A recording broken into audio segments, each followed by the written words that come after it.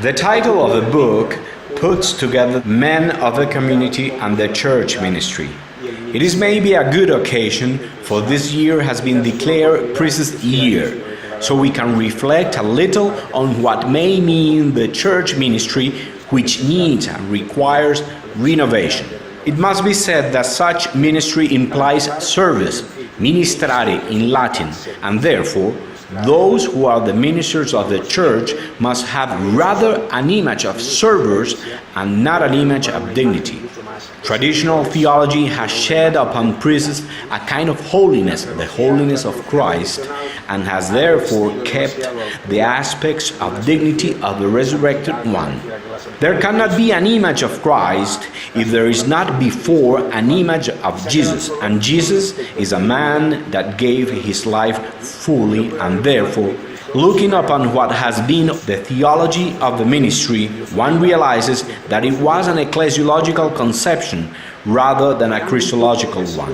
It is not that all of a sudden there appears a person dressed like Jesus Christ, who therefore has an enormous power and has to be taken into account, but that rather the Christian communities, since they were created when the apostles leave the community they have founded, leave successors so they can serve the community.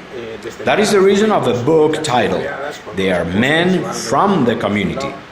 God calls upon those who want to serve him, but he does so by providing life to the community, providing unity to a community, being a factor of growth into the faith and love among all, opening to the exterior, and it is precisely that which has to be recovered unto the church ministry.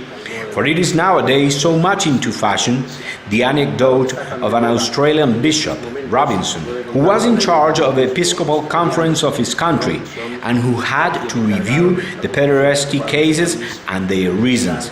So he started his investigations, and one of the very first conclusions was that they had not been precisely a case of sexuality, but rather a case of power. The figure of a priest has such a power that he could not be denied anything, and one must change such a figure for a more serviceable, closer figure.